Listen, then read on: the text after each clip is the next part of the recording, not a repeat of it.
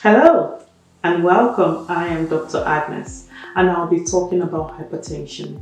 And I would love for you to join me as I discuss it further in this upcoming episode. Stay tuned.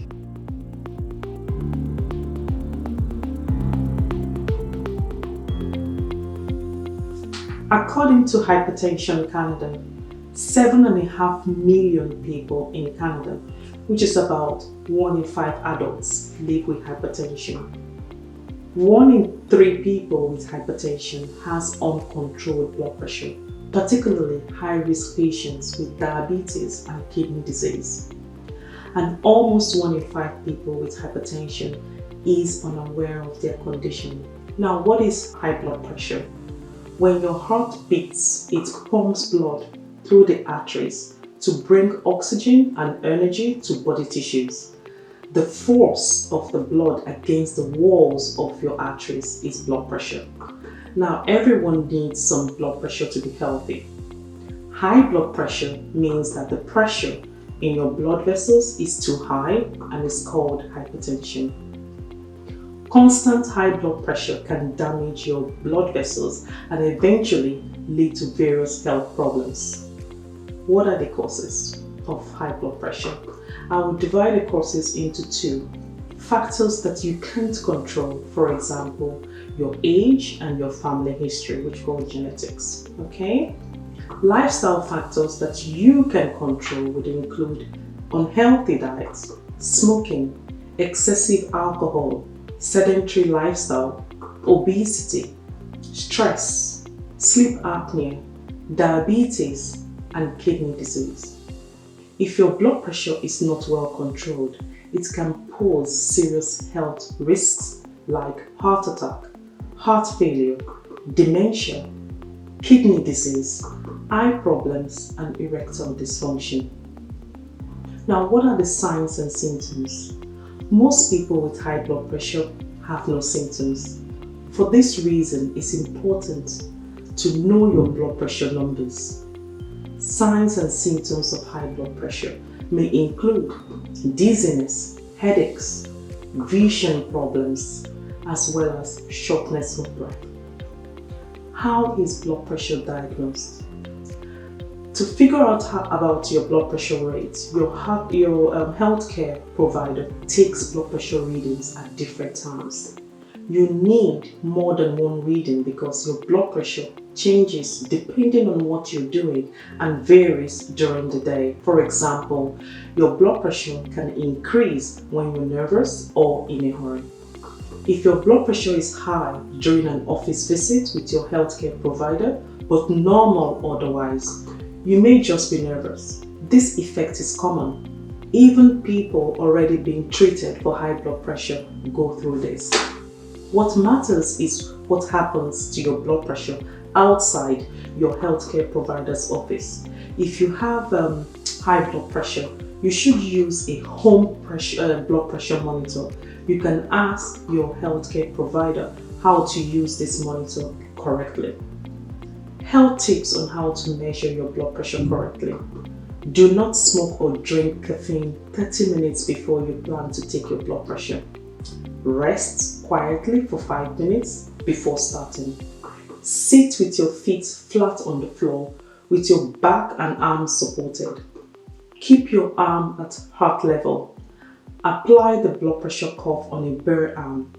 Measure it twice in the morning and twice in the evening for 7 days before your doctor's appointment or after a change in medication. Keep your readings in a log. Try not to speak while taking your measurements. Now let's discuss how to know your number. Systolic pressure, which is the top number or the higher number, occurs when your heart contracts. And diastolic pressure, which is the lower number, occurs when your heart relaxes and fills with blood. The higher your systolic or diastolic pressure and the longer it stays high, the greater the potential damage to your blood vessels. So for most people, your top number should be less than 140 and the lower number should be less than 90. If you have diabetes, your blood pressure should be less than 130/80. Select people at higher risk for heart disease. Your top number should be less than 120. Now let's talk about the physical effects of high blood pressure, which includes faster hardening of your arteries, an enlarged heart and heart failure, damage to the walls of your arteries, possibly causing tears or bulges in the arteries of your legs, your eyes, your brain, your heart, your kidneys, and your abdomen. Increased risk effects of high blood pressure can include stroke, dementia, kidney failure, loss of eyesight, less blood flowing to the brain, heart disease, and heart attack. Now, there are lifestyle changes that can lower your blood pressure, and I would like to start with limiting your salt intake. Salt, which we call sodium, makes your body retain water. If you eat too much, the extra water stored in your body raises your blood pressure. Hence, cutting back on your salt in your diet is one of the best ways to curb your blood pressure, especially if you've been diagnosed with hypertension.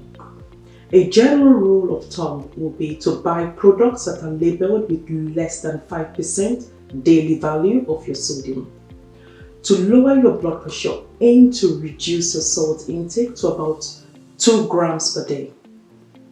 Now, the second thing is eating a healthy diet. A healthy diet is the key to maintaining healthy blood pressure. A good place to start is the DASH diet, that's DASH, which stands for Dietary Approach to Stop Hypertension, which is similar to the Canada's Food Guide and has been shown to improve blood pressure. The DASH diet emphasizes eating plenty of vegetables, fruits, low-fat milk products, whole grains, lean meat, fish, dried beans, and nuts, and limiting daily sodium to 2 grams each day. The third, achieving a healthy weight is key to maintaining a healthy blood pressure. You could watch my weight loss video for useful health tips on how you can get started. Now, managing stress levels. We all go through stressful periods, which can take its toll mentally and physically. The key to having effective ways to cope with stress as best as you can, to help minimize its effects on you. Limit alcohol consumption.